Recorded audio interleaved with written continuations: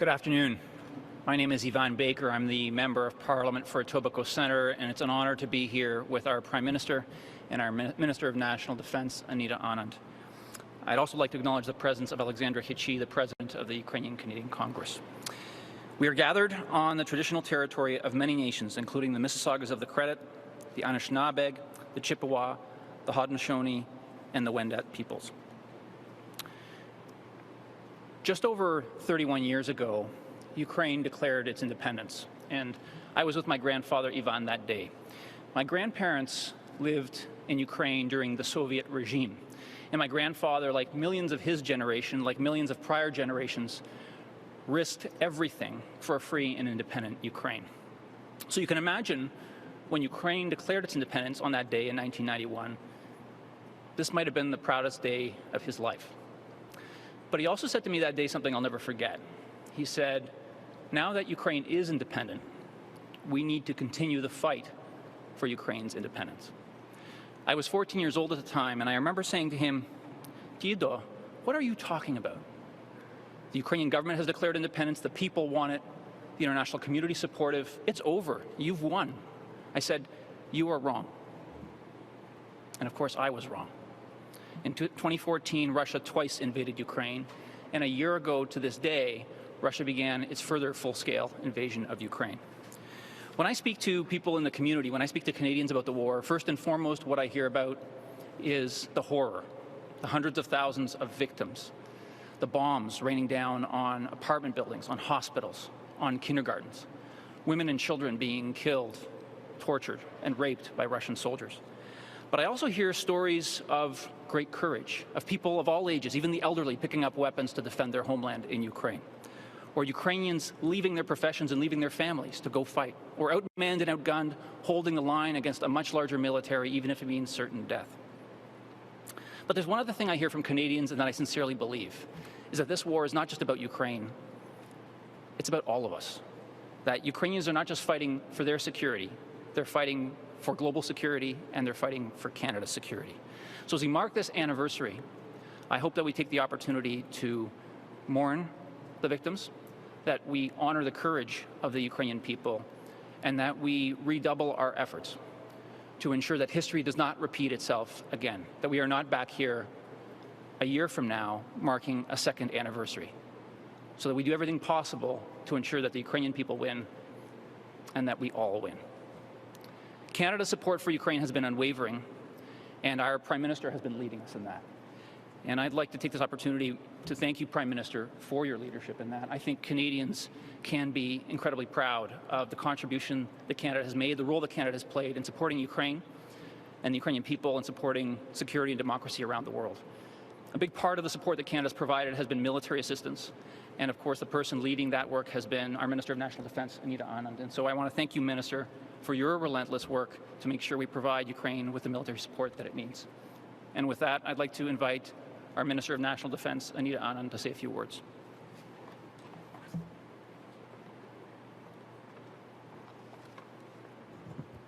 Merci beaucoup, Yvan. Good afternoon. It has been 1 year since Vladimir Putin launched his full-scale and illegal invasion of Ukraine. Flattened towns, bullet-riddled hospitals, mass graves, thousands of children torn apart from their families forever. Tout cela au nom du fantasme impérialiste d'un dictateur brutal. When Putin ordered his tanks across the Ukrainian border, he thought the world would stand by. He thought Kyiv would fall. He thought Ukrainians would freeze in the dark. He thought NATO would fracture. He thought Ukraine would surrender. He was wrong.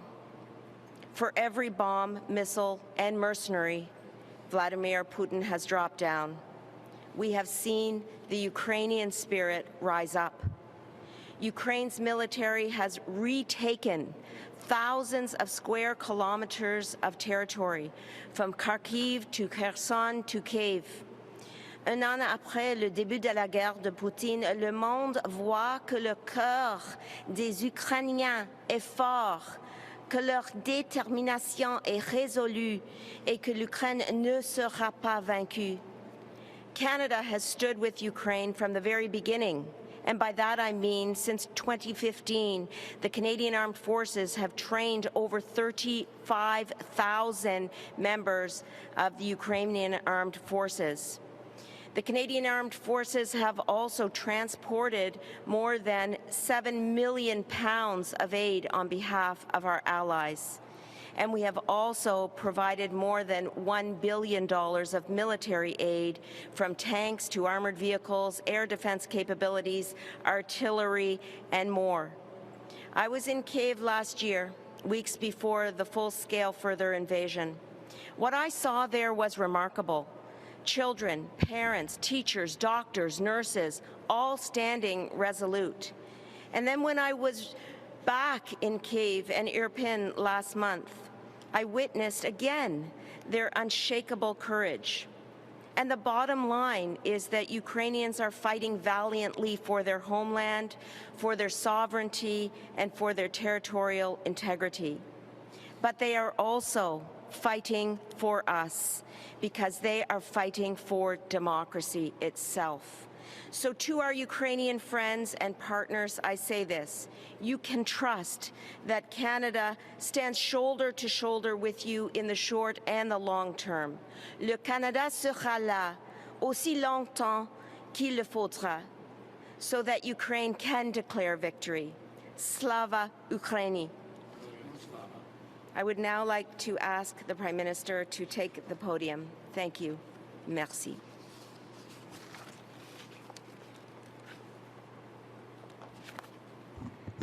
Bonjour tout le monde. Good afternoon. Merci Anita pour votre allocution et surtout pour tout le travail que vous faites pour soutenir l'Ukraine. Je suis très heureux aujourd'hui d'être en compagnie d'Yvan Baker, qui est un grand défenseur de l'Ukraine et une voix forte pour les valeurs canadiennes dans notre Parlement. Merci Yvan pour tout ce que tu fais. I'm honored as well to be here with the Canadian Armed Forces service members at the Fort York Armory. The motto of one of the units here is mindful of our ancient valor. Today, we are also mindful of Ukraine's enduring valor. But before I begin, I do want to address the humanitarian crisis in Turkey and Syria. Powerful quakes have killed tens of thousands, destroyed hundreds of thousands of homes, and displaced millions of people. Canadians have been heartbroken by the images they've seen, and they want to help. So today, we announced that Canada will match $10 million in donations raised by the Humanitarian Coalition and its members. This is in addition to our commitment to match donations to the Canadian Red Cross Earthquake in Turkey and Syria appeal. Nous annonçons aussi que nous allons verser 20 millions de dollars de plus en aide humanitaire directe en réponse à l'appel des Nations Unies pour la Turquie et la Syrie. En tout, le Canada s'est engagé à verser 50 millions de dollars à la suite du tremblement de terre pour aider à offrir une aide vitale aux gens touchés sous la forme d'eau, de couverture et de services de santé. Le Canada restera solidaire avec ces gens qui souffrent tant. That earthquake was a reminder that there are tragedies that cannot be prevented. Natural disasters that take lives and cause inescapable devastation. But there are also entirely senseless but avoidable tragedies born of evil, like what the world has witnessed in Ukraine. Millions of Ukrainians have been forced to flee their homes, and their fellow citizens are dying every day, not because of an act of God, but because of the cowardly acts of one man, Vladimir Putin, and his enablers. A year ago, Putin invaded a sovereign, democratic country. He was driven by greed, by cruelty. He was under the illusion that he could overtake Ukraine in a matter of days. Well, 365 days later, Ukraine is still standing strong. 365 days and counting. Il y a un an maintenant, le Kremlin a commencé à lancer des attaques brutales qui ont tué des civils et pris pour cible des maisons, des hôpitaux. Les intimidateurs, comme le président Poutine, ne comprendront jamais que la peur est une arme impuissante contre ceux qui se battent pour leur liberté. À répétition, la défense ukrainienne a résisté à l'agression russe. But we know that this fight is not over. Today, Canada is announcing new military support for our friends in Ukraine. We will deliver 4 additional Leopard 2 tanks to the armed forces of Ukraine and an armored recovery vehicle. This is in addition to the 4 Leopard tanks already in the region, which CAF members are right now training Ukrainian tank members to use. We're also delivering 5,000 rounds of ammunition, which will help the armed forces of Ukraine continue to defend their freedom and fight for Ukraine's territorial integrity. Another critical part of our support is to impose further costs on Russia for its illegal and unjustifiable actions. We are announcing new sanctions on 129 individuals and 63 entities, including Russian deputy prime ministers, ministers, other members of the Office of the President of Russia, members of the Russian military, and those involved in the production of artillery and weapons used in Ukraine. We're also banning certain chemicals used in the manufacture of electronics from being exported to Russia. Et nous luttons contre les pratiques commerciales trompeuses que la Russie et le Bélarus emploient pour fausser les prix et s'attaquer aux producteurs canadiens.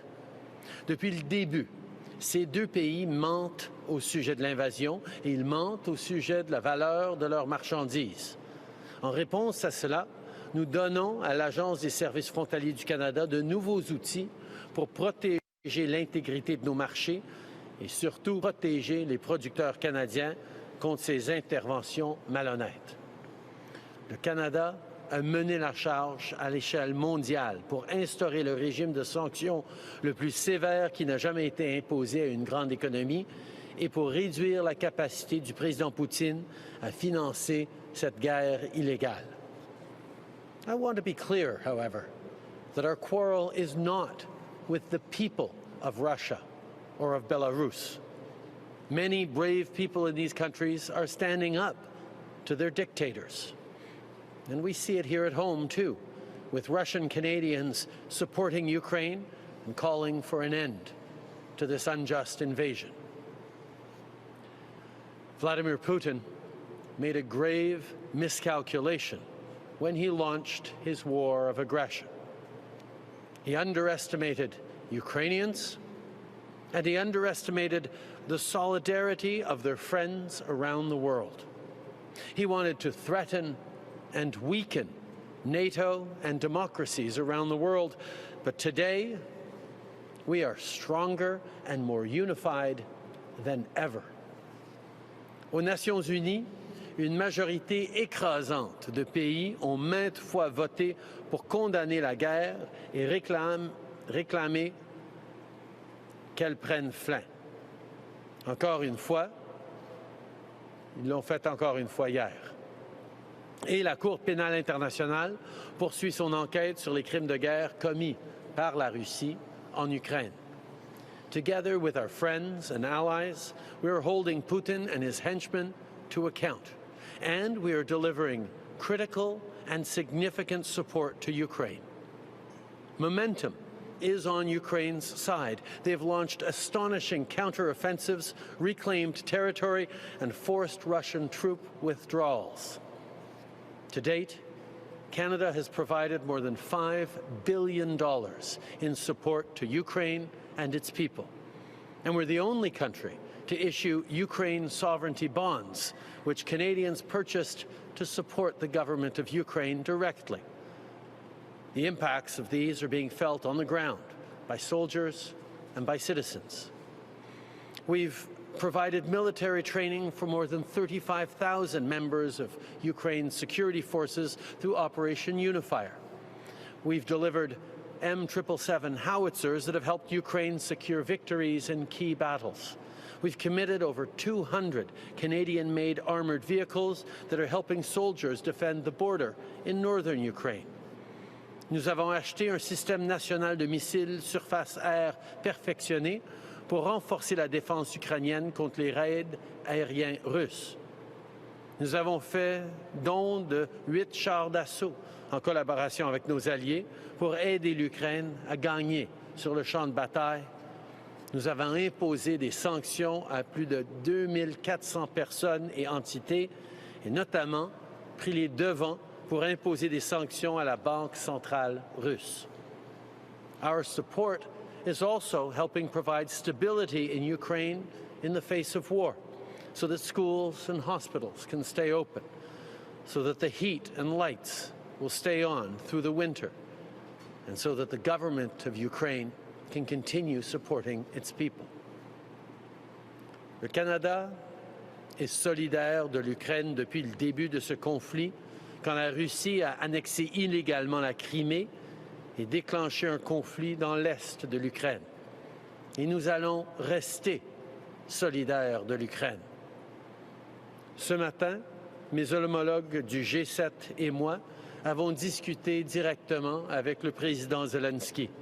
Nous avons réaffirmé que notre soutien à l'Ukraine restera inébranlable aussi longtemps qu'il le faudra.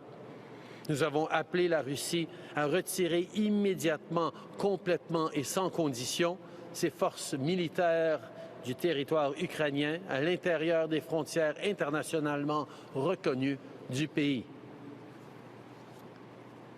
Putin is dangerous, he is cowardly, and he is weak.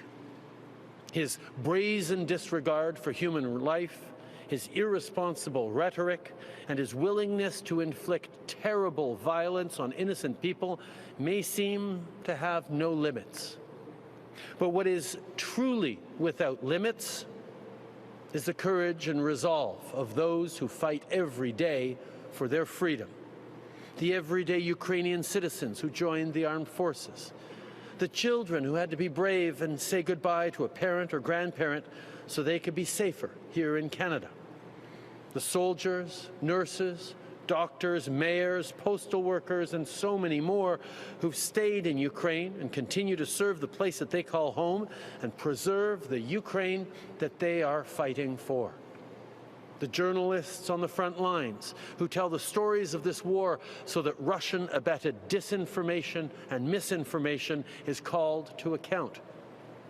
And of course, the people here at home and around the world who donate what they can and fly the blue and yellow flag in solidarity. This solidarity is on full display in every corner of Canada. Canadians are standing with Ukrainians, while Ukrainians are standing up for more than their own freedom. They're standing up for all of us. Slava Ukraini. Heroyam Slava. Minister, merci le Premier ministre et la ministre Anand et aussi Mr. Baker. We have 20 minutes for questions from media. Nous avons 20 minutes pour les questions des médias, and we will begin with Laura Stone from the Globe and Mail. À vous la parole. Hi, Prime Minister. Thank you for taking our questions. I wanted to ask on another topic regarding China. You said yesterday there were many inaccuracies in the leaks from CSIS. Can you explain exactly what is inaccurate in these leaked CSIS reports? First of all, I think Canadians understand how important it is that we continue to do all the necessary work with our national security institutions to keep Canadians safe, to keep our institutions safe. And Canadians can be and should be confident that our institutions, particularly our electoral and democratic processes, have not been compromised, were not compromised in the 2019 or 2021 elections. We created mechanisms for both before the 2019 elections, a panel, a task force, to ensure that the outcome of these elections were decided by Canadians and Canadians alone. And that's exactly what happened. At the same time, we've been very clear throughout that foreign governments like China, Russia, and others are attempting to destabilize our democracies and, yes, interfere with our electoral processes. We need to remain vigilant. We need to be continuing to support our national security agencies and officials to protect and continue to protect the legitimacy and the integrity of our elections. That's also why we continue to support and encourage the work being happening at various committees, the various investigations and follow-ups, and the level to which this is being taken seriously by all Canadians, because it is a very serious subject.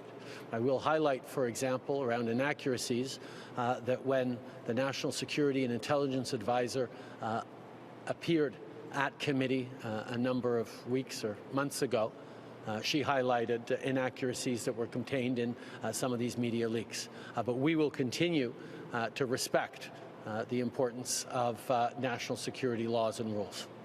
Follow-up? Okay. Ce qui est le plus important dans tout ça, c'est de comprendre que les Canadiens sachent et puissent être confiants que l'intégrité de nos élections en 2019, en 2021, n'ont pas été compromises. Que oui, malgré le fait, et on en parle depuis longtemps, que la Chine, la Russie et d'autres pays essayent d'interférer dans nos démocraties, essayent de déstabiliser notre société, essayent de compromettre nos processus électoraux, ils n'ont pas réussi. Et on a des experts en sécurité nationale, on a des hauts fonctionnaires qui ont été mis en position d'évaluer l'impact de cette interférence, des mesures que nous avons prises en tant que gouvernement depuis 2019 parce qu'on prenait cet enjeu extrêmement au sérieux. Les Canadiens peuvent avoir confiance dans l'intégrité de nos élections. Mais comme on dit depuis 2019 et bien avant, et comme on continue de répéter, oui, la Chine et d'autres pays essayent d'interférer dans nos démocraties. C'est pour ça que nous allons continuer de travailler avec nos agences de sécurité et de renseignement. Nous allons encourager le travail qui se fait en comité parlementaire et par différents experts pour continuer de se doter d'encore plus d'outils pour assurer la protection de nos démocraties. Par rapport à des erreurs, bien, on a vu quand la conseillère en sécurité et intelligence nationale a paru en comité parlementaire. Elle a souligné des éléments non factuels dans les documents qui ont été partagés avec les médias il y a plusieurs mois. Thank you. I think we're talking about more recent reports, though. So will you declassify the reports so that the public can see them for themselves? And will you establish a public inquiry into Chinese interference in the past two elections as called for by the former electoral officer, Jean-Pierre Kingsley?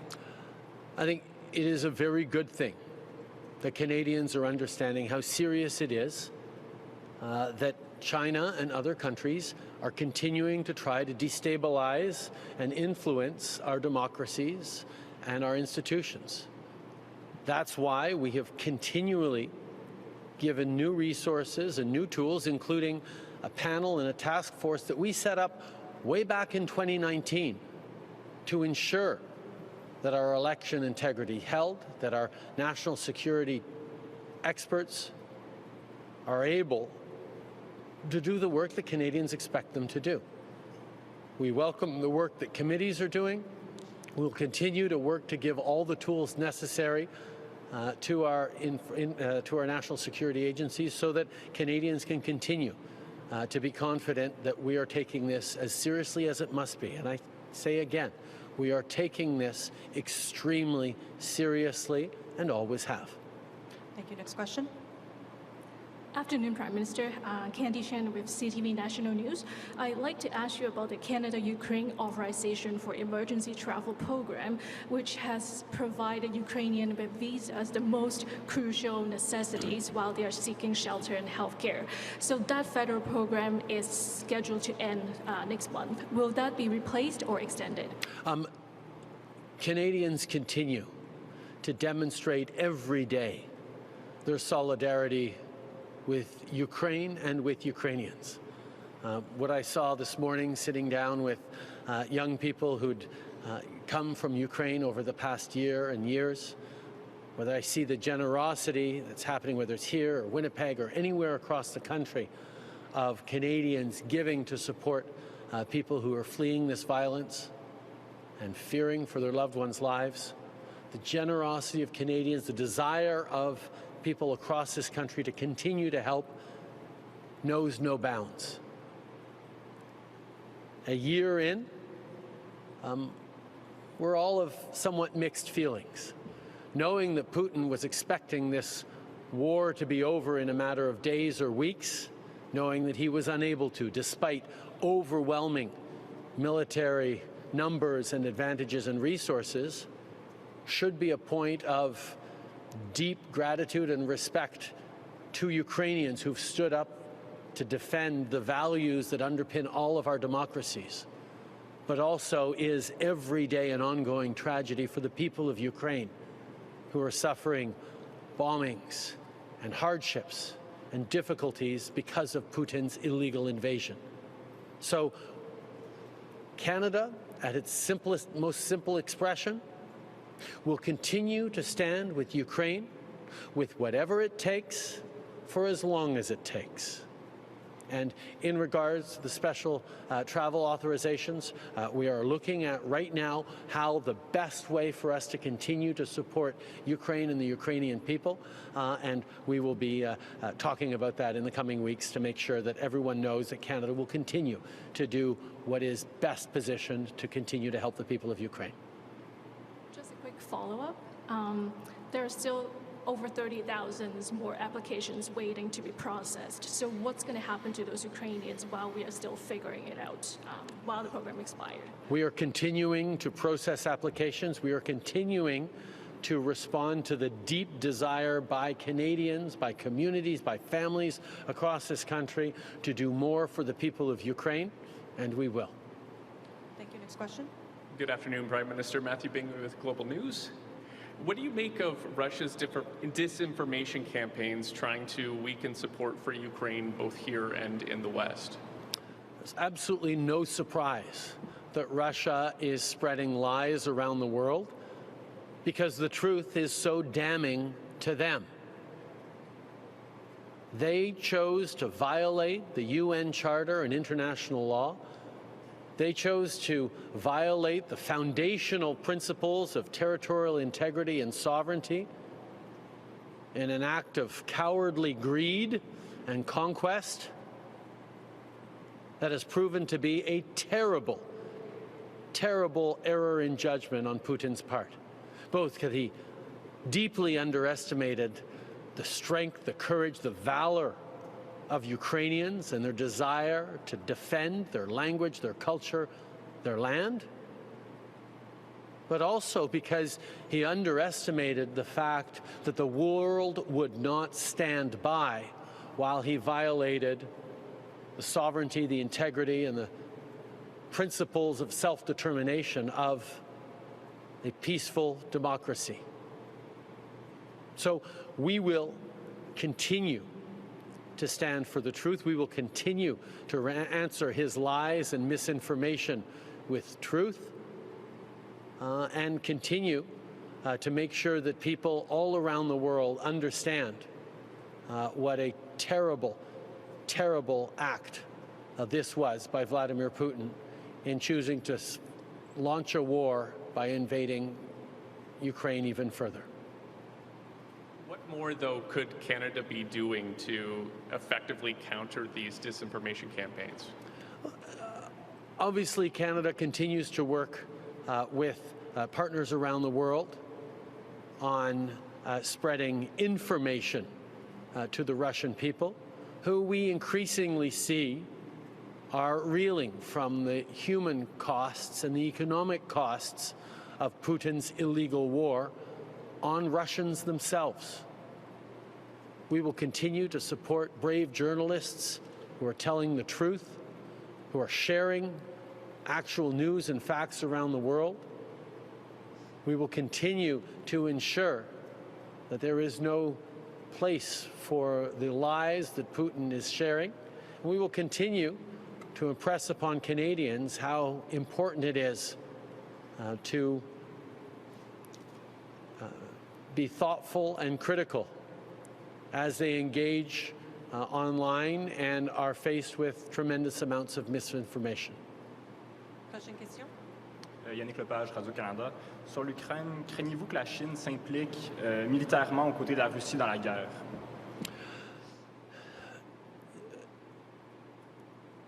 C'est certain qu'on aimerait bien que la Chine soit plus forte sur la défense des principes de souveraineté. C'est toujours un principe que la Chine a souligné d'importance à l'échiquier mondial dans les discussions diplomatiques à l'international, l'importance de respecter la souveraineté de chaque pays. Or, quand il est question de respect et de défense de la souveraineté de l'Ukraine, la Chine manque de conviction et de fermeté dans tout ce qu'ils ont à dire là-dessus. Mais en tant que G7, en tant que partenaire à travers le monde, nous avons été très, très clairs que d'aider ou d'endosser la Russie dans cette attaque illégale et irresponsable contre l'Ukraine serait une très mauvaise idée. Et nous allons continuer de souligner ça avec nos partenaires chinois. Et au sujet de l'ingérence chinoise, est-ce que vous croyez que c'est suffisamment préoccupant pour nécessiter une enquête publique? Je pense que c'est une bonne chose que les Canadiens sont très conscients de ce qu'on dit depuis plusieurs années, que la Chine essaie de s'ingérer dans nos processus démocratiques au Canada. C'est pour ça d'ailleurs qu'il y a bien des années, en début 2019, on a créé un panel de hauts fonctionnaires pour gérer, pour suivre et intervenir si nécessaire dans nos processus électoraux pour contrer de l'ingérence, mais aussi on a donné plus d'outils à nos agences de sécurité et de renseignement pour s'assurer de l'intégrité de nos élections. Et j'accueille avec grande ouverture le travail que font différents comités de parlementaires pour faire des suivis sur cet enjeu. Et nous allons continuer d'en discuter et de répondre concrètement avec des outils sur ce qu'on sait, ce qui s'est passé en 2019-2021 et qu'on va devoir continuer à lutter contre dans les années à venir aussi. Hi, Megan McLeister, CBC News. Prime Minister, what do you make of the 3 Conservative MPs, including a member of Shadow Cabinet, who met with a member of the far-right German AfD party? I think the Conservative Party of Canada owes some explanations to Canadians. We've seen consistently a pattern from Conservative politicians, whether it's attaching a misogynistic YouTube tag to reach out to anti-women groups online through YouTube videos. The answer is, oh, we didn't know about it. There's nothing to see here. A Conservative leader meets with a known far-right extremist. Oh, we didn't know who it was. Consistently, we see Conservative parliamentarians and people who should know better associating themselves with folks responsible for a particularly vile level of rhetoric and hatred. And their answer is all the same. Oh, we didn't know. At one point, Canadians need to stop being treated like fools, and the Conservatives need to own up and either really dissociate themselves from hateful, vile, intolerant rhetoric, or tell the truth and explain that they actually have room for those rhetorics and that intolerance within their party.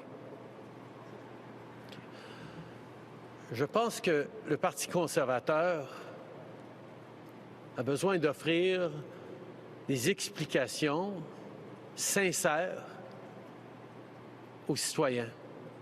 C'est un pattern qu'on voit régulièrement. Des conservateurs qui rencontrent, qui encouragent des propos, des individus qui avancent des propos intolérants, vicieux, remplis de haine, pour ensuite dire « Ah, on ne le savait pas ». Ben voyons. À un moment donné, ils vont devoir choisir ou bien ils vont condamner sans équivoque ces propos haineux, irresponsables et les gens qui les portent, ou bien ils vont avouer que non, il y a de la place pour ces vues-là à l'intérieur du Parti conservateur du Canada. Ils ne peuvent pas jouer des deux bords constamment. À un moment donné, ça va faire. And the border, what would be the benefit for Canada of keeping the safe third country agreement?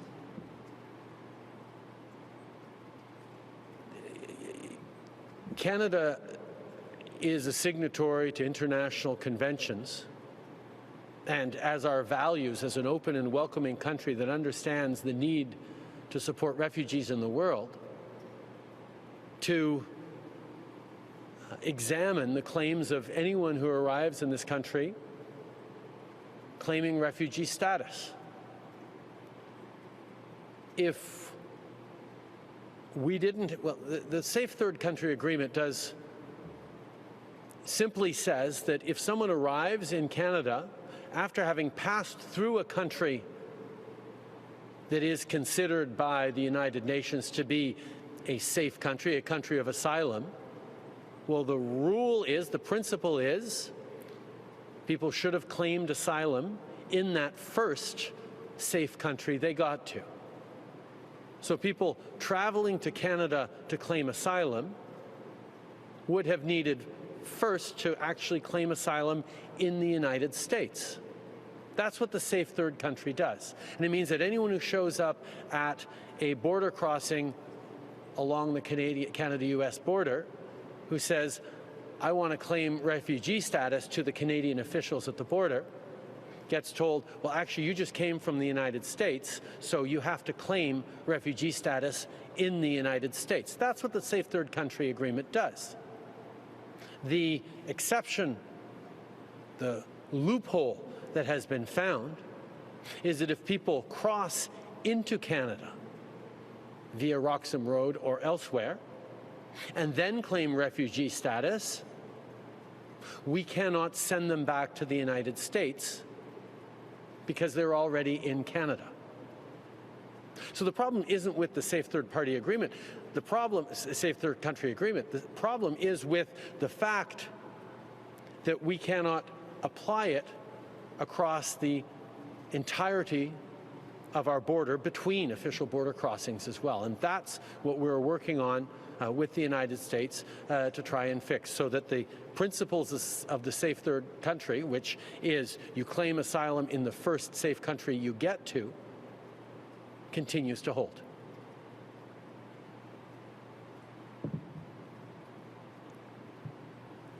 Mr. Prime Minister, the UK is starting to train the Ukrainian Air Force on how to fly high-level aircraft. Poland could start soon. Given that there is a NATO flight training center in Canada, is Canada willing to bring Ukrainian pilots to train them how to fly jets and other high-level aircraft? Canada is always looking for ways as to how we can best help in Ukraine. And we do that in many, many different ways. But since 2015, we have been on the ground in Ukraine, training up close to 35,000 members of the Ukrainian Defense Force, which has been extraordinarily impactful during these past 12 months of this war, this illegal war. we will always look on how to support and train where it makes sense for us to do. We're right now training up Ukrainian tank crews on operating Leopard 2s. That we are sending. So we're always open to doing more, but we will work with our allies, and we will especially work with the Ukrainians to be there to help with how we can best help. My next question is on a different topic. There are widespread calls for a new national security policy, which has not been updated in almost 2 decades. My question is, will Canada devise a new policy? There is no one national security policy in Canada. There are multiple areas of responsibility, multiple layers, multiple processes whereby we defend our national security on many, many different fronts. And I can assure you that we are constantly investing in, upgrading, improving the tools that we have as Canadians and as institutions to continue to keep Canadians safe. Protecting Canadians' safety and security is always going to be job one of any government, and we always engage in doing whatever we need to keep Canadians safe. Good afternoon, Prime Minister. Ben Mussett from the Toronto Star. Regarding the report from the breach, what's your response to charges that one of your ministers undermined the independence of the PMPRB by asking them to stop consultations? So you're talking about the breach? The breach media outlet in BC, they reported yesterday, I think it was, that Duclos asked the PMPRB to stop consultations after being lobbied by the pharmaceutical industry. What's your response to that? First of all, we know how important it is to both continue to support research into pharmaceuticals, into life-saving drugs that will help not just in Canada but around the world, and at the same time ensure that Canadians are paying the lowest possible prices for life-saving medicines. These are two principles that we work very, very hard on, and we continue to see prices go down and investments in the pharmaceutical industry in Canada go up. There's always more work to do, and we will always make sure that we're doing that the right way. Last question, dernière question. But do you think that that was improper of him to intervene like that? And how do you think this might impact your deal with the NDP, and how might you convince them that you're still interested in expanding pharmacare? We remain committed to ensuring that we're lowering drug prices for Canadians. In this country, nobody should have to choose between buying groceries or getting needed medication. And the fact that that is continuing to happen is something we continue to fight against, continue to work against. We have brought down drug prices significantly by the creation of a national drug agency, by moving forward on high-cost drugs for rare diseases approach that is supporting provinces on those elements, and we're continuing to move forward on that, and we're happy to work with the NDP on that. If I might, there's another issue that I just wanted to make mention of that is bothering me. It really surprises me that Google has decided that they'd rather prevent Canadians from accessing news than actually paying journalists for the work they do. I think that's a terrible mistake, and I know Canadians expect journalists to be well paid for the work they do. Je pense que c'est extrêmement surprenant que Google préfère empêcher les Canadiens d'accéder aux nouvelles plutôt que de vouloir payer justement les journalistes pour le travail qu'ils font en tant que professionnels. C'est vraiment désolant. Merci beaucoup tout le monde. Thank you. That will conclude today's press conference. Merci. Ça va mettre fin à la conférence presse.